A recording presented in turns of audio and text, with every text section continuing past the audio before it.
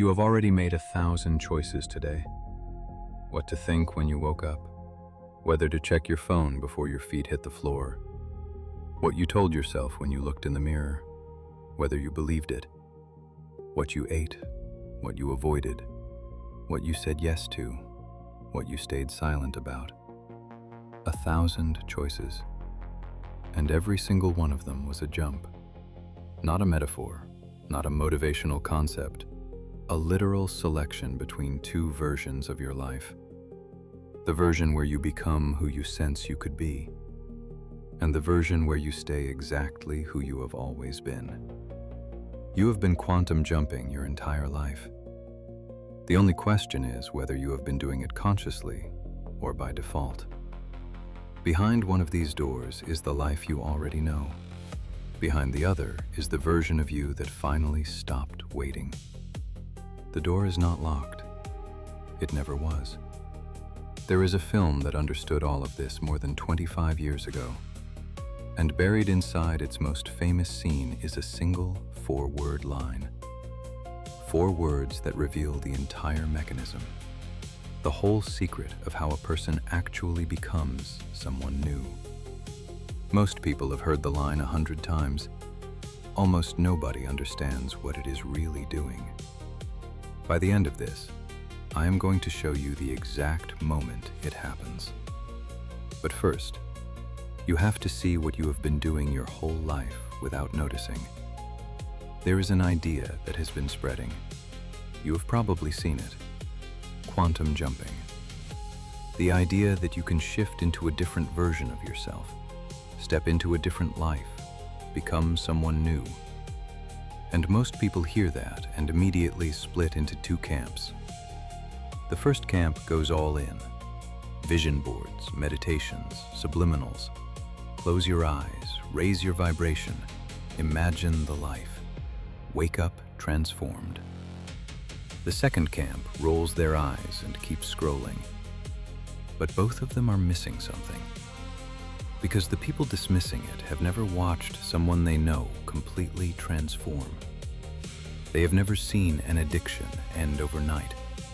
They have never watched someone go from broken to unrecognizable in a way that seemed to defy every logical timeline.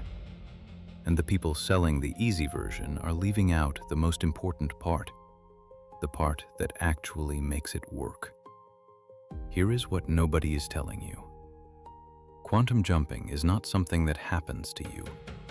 It is something you are already doing, right now, in this moment, every moment. You are not waiting for a jump. You are in the middle of one. The only question is which direction you are jumping. Because here is the truth that changes everything once you actually see it.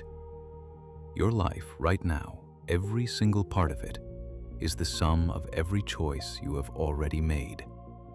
The relationship you are in, the body you are living in, the career you wake up to, the thoughts that greet you every morning before you even open your eyes. All of it is the accumulated result of 1,000 small jumps you made without realizing you were making them. Which means the life you want is also just a series of jumps away. Not one giant leap, not one mystical moment, not one perfect meditation where the universe finally decides to cooperate. A series of choices made moment to moment that accumulate into something unrecognizable. And one film understood this more deeply than almost anything else ever made. Most people watched The Matrix as a science fiction action movie. They saw the guns, the black coats, the slow-motion bullets. But underneath all of that, The Matrix was showing you something that has nothing to do with machines or simulations. It was showing you what it actually looks like when a human being decides to stop jumping by default and starts jumping on purpose. We first meet a man living 2 lives. During the day, he is Thomas Anderson, an employee, a man in a cubicle, an identification number. A person the system has fully categorized and defined. At night, he's something else entirely. Restless, searching, awake when he should be sleeping because something inside him refuses to accept that this is all there is. He cannot explain what is wrong. He only knows that something is. And many people know that feeling, not because they are living in a simulation, but because they are living a life that does not fully belong to them. You are going to work, paying bills, talking to people, doing everything you are supposed to do. But beneath the routine, there is a quiet discomfort, a sense that you are participating in a version of your life rather than actually living it. You can see a stronger version of yourself, more disciplined, more at peace, no longer tolerating what you currently tolerate, no longer shrinking where you currently shrink. But you cannot seem to become that person for more than a few days before something pulls you back. That feeling is not random. That is not weakness. That is the gap between the identity you are currently living and the identity you are capable of becoming. And that gap is not closed by information. It is not closed by motivation. It is not closed by one powerful moment of clarity.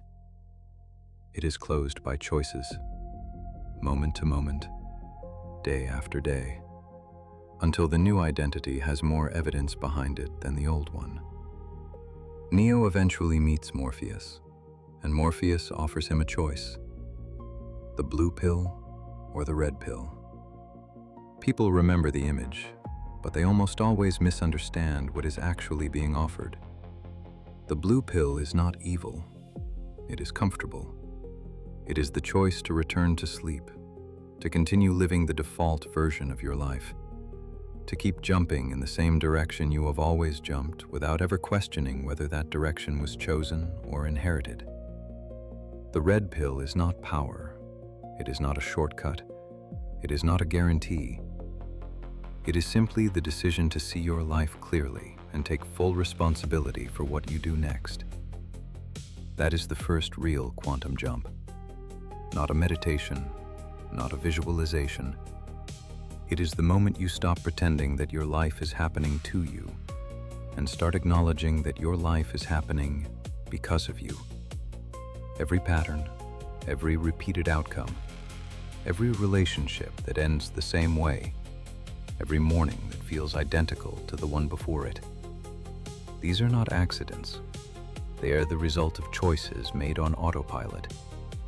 And the moment you see that, really see it, you cannot unsee it. But here is where most people stop. They take the red pill. They have the moment of clarity. They make the declaration. And then they wait for the transformation to arrive. The Matrix shows you exactly why that does not work. After Neo chooses the truth, he begins training. Knowledge is downloaded directly into his brain. Skills that would take years to learn enter his mind in seconds. He opens his eyes and says, "I know Kung Fu."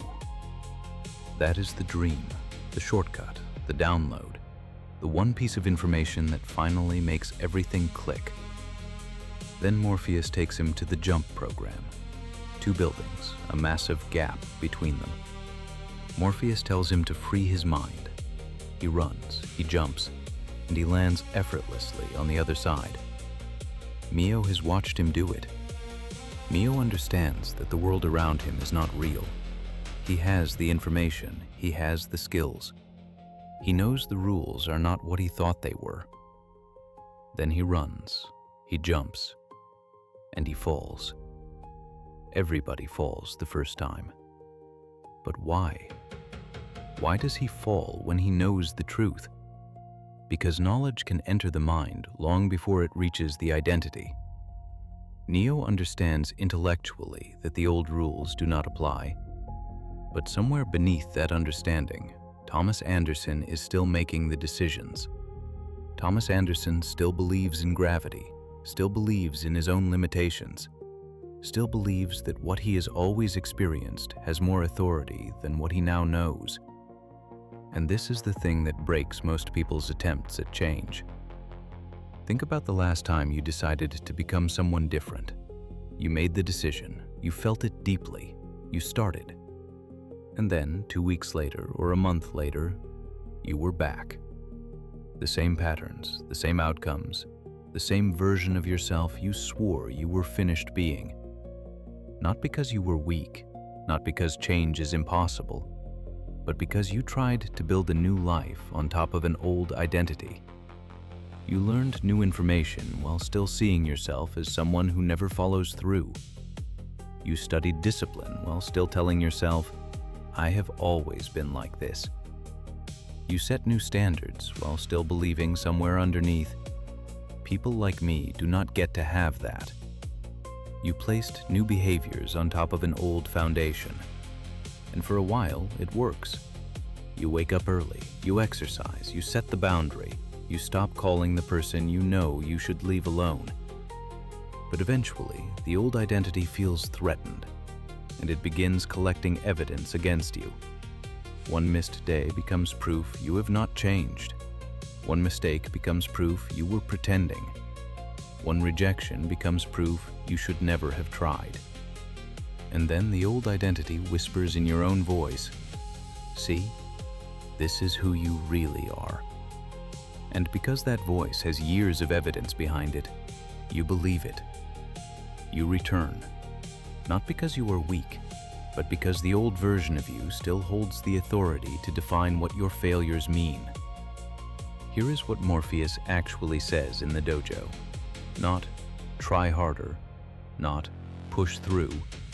He says, do not think you are, know you are. Think versus know, trying versus being. And this is where the real mechanism of quantum jumping lives. Not in the decision, not in the information, not in the motivation. It lives in the identity doing the choosing. Because here is what nobody tells you. Every choice you make is filtered through who you believe you are. If you believe you are someone who quits, every hard moment becomes evidence that you should quit. If you believe you are someone who is not chosen, every rejection becomes confirmation. If you believe you are someone who cannot change, every attempt becomes proof of that belief. Your identity is not just who you are. It is the lens through which every single moment gets interpreted. Change the lens, and the same moment means something completely different. The same rejection that destroys one person becomes fuel for another. The same failure that ends one story becomes the beginning of another. The same moment, a different identity, a different jump. So how does a person actually change the lens? How do you move from understanding who you could be to becoming that person in the moments that matter? The Matrix answers that through the most unexpected character in the story. Above the oracle's door, there is a phrase carved in Latin, Temet nosce, know thyself. That is the entire film in 2 words. Mio comes to her because he wants an answer. He wants someone with authority to confirm who he is. Certainty, permission, proof. He is asking the same question every person asks at the edge of becoming someone new. Am I actually capable of this? Or am I fooling myself? Before she answers, the oracle tells him not to worry about the vase. Neo turns. He knocks it over. It breaks. Then she asks him, would you still have broken it if I had not said anything? Sit with that question. Because what she just demonstrated in real time is one of the most important things you will ever understand about how human beings work. The stories you carry about yourself shape the actions that come out of you. Before you ever make a conscious choice, your identity has already filtered the options. It has already decided what is possible. It has already determined what you deserve. Maybe someone told you who you were before you were old enough to disagree, and you have been proving them right ever since. Maybe you learned that love comes with pain, and now peace feels suspicious when you finally receive it. Maybe you survived by becoming invisible, and now being seen feels dangerous, even when there is no longer a threat. It was never wisdom. It was protection. And here is the thing about protection. It keeps the danger out, but it also keeps the life out. An identity built for survival in one chapter becomes a prison in the next. And every time you reach for the new version of yourself, the old identity warns you. Do not go in there. You might fail. You might be rejected. People may no longer recognize you. You may discover that the dream requires more than you hoped. So the Oracle looks at Neo and tells him he is not the one. She tells the hero that he is not the hero. Why? Because if she confirmed it, he could borrow his identity from her prophecy. He could wait for destiny to carry him. He could outsource his becoming to someone else's belief in him. And a borrowed identity collapses the moment the person who gave it to you disappears. She takes the crutch away. She forces him to act without certainty, without proof, without permission. And then she tells him the line that is secretly the thesis of the entire film. There is a difference between knowing the path and walking the path. You know the path. You have always known it. You know which habit is costing you your peace. You know which conversation you keep avoiding. You know what you would have to give up. You know the environment that keeps pulling you backward. You know. And knowing has felt like progress. Saving the video felt like action. Making the plan felt like movement. Having the realization felt like change. But information without an identity shift is just a more sophisticated way of staying the same. Because the test is never in the quiet room. The test is never when you feel inspired. The test comes when the old life calls your name. When the person who disrespects you reaches out again. When nobody is watching. When you fail. When you are exhausted. When changing costs more than you expected. That is where an identity is either reinforced or replaced. And that brings us to the moment the entire film has been building toward. The moment I promised you at the very beginning. Near the end of The Matrix, Neo faces Agent Smith in the subway, and Smith does something more dangerous than fighting him. He calls him by his name, Mr. Anderson. Again and again, Mr. Anderson. Because Smith is not just trying to defeat him physically, he is trying to define him. He is pulling him back toward the identity the system created. Employee, subject, ordinary man. Someone who can be controlled because he still answers to the name attached to his limitations. Your old identity does the same thing. Every single day. It calls you by the names that were placed on you. The one who always quits. The one who ruins everything. The one who never gets chosen. The broken one. The one who should be grateful for whatever they get because asking for more would be ungrateful. And the old identity does not scream these things. It whispers them in your own voice, calmly, reasonably. Be realistic. Do not embarrass yourself. This is just who you are. You tried before. People like you do not do things like that. Then Neo does something more important than any punch he throws. Smith calls him Mr. Anderson.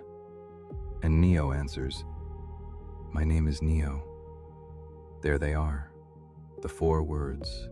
That is the jump. Not the pill, not the training, not the fight.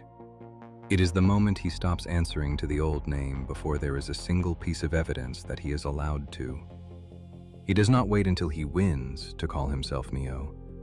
He says it while he is still in danger, while the old world is still attacking him, while there is every reason to doubt.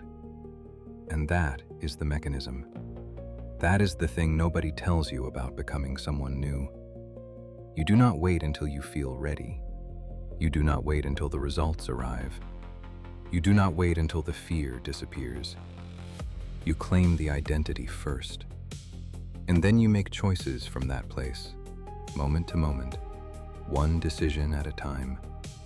You do not wait until you are successful to become disciplined. You become disciplined while your life still looks unsuccessful.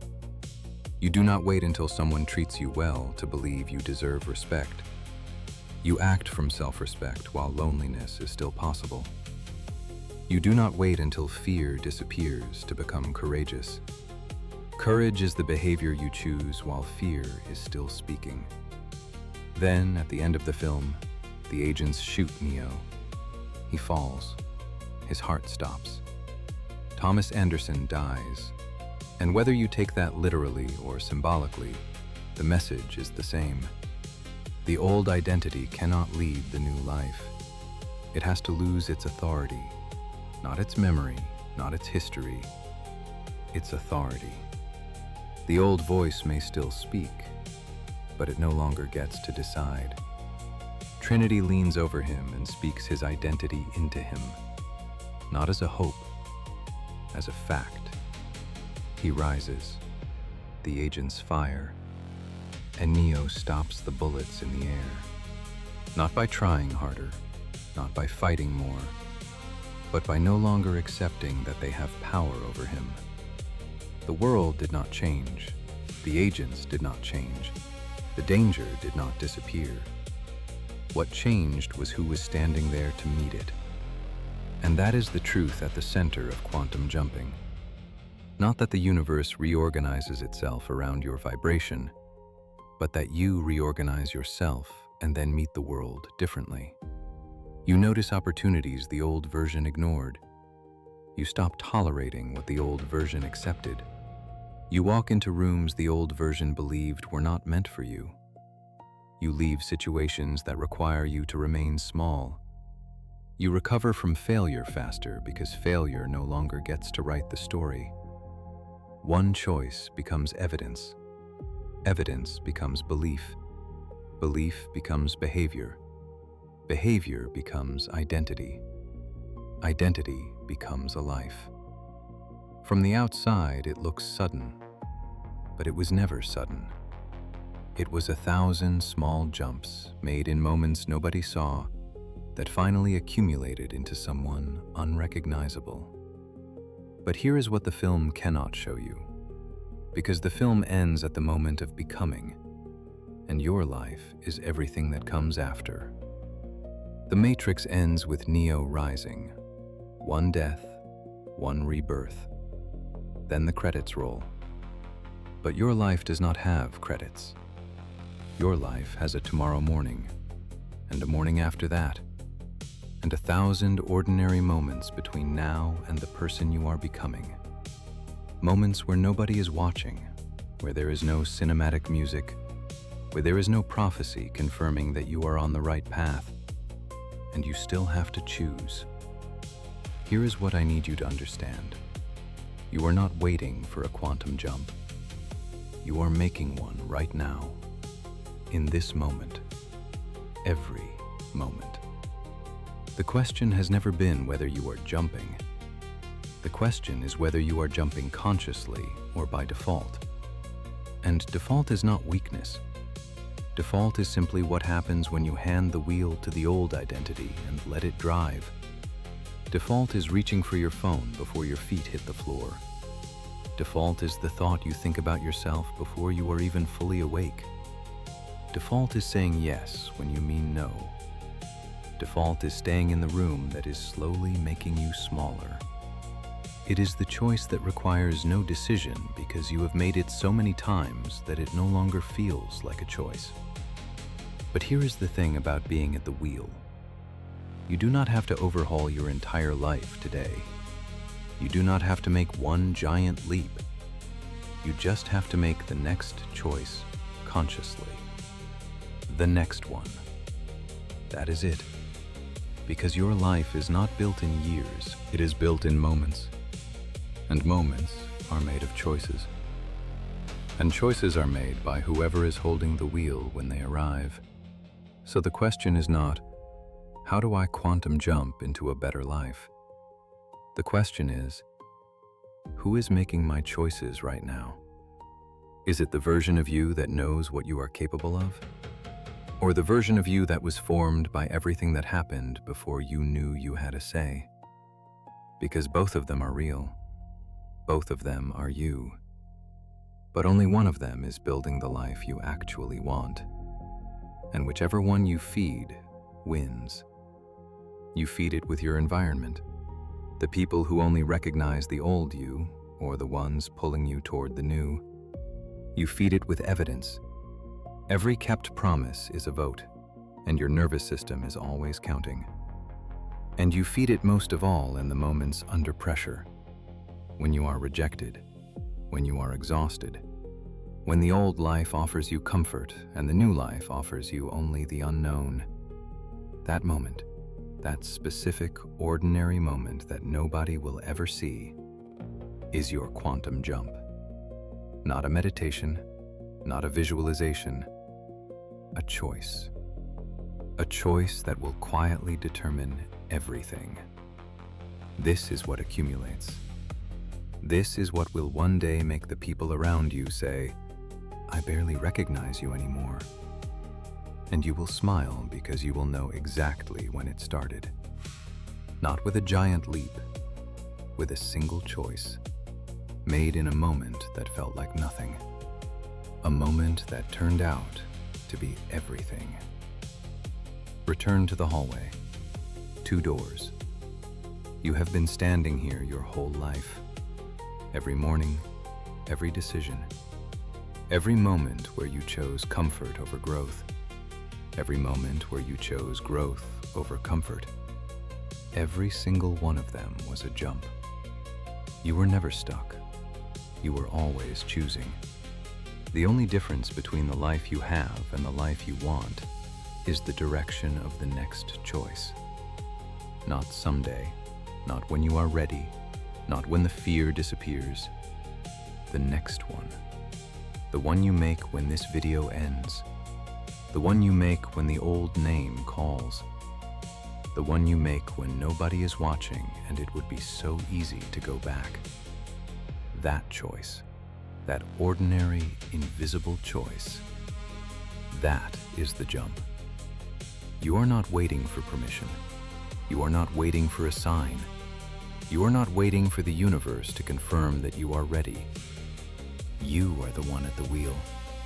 You have always been the one at the wheel. And the next choice is yours. This is worthy to rise. Now jump.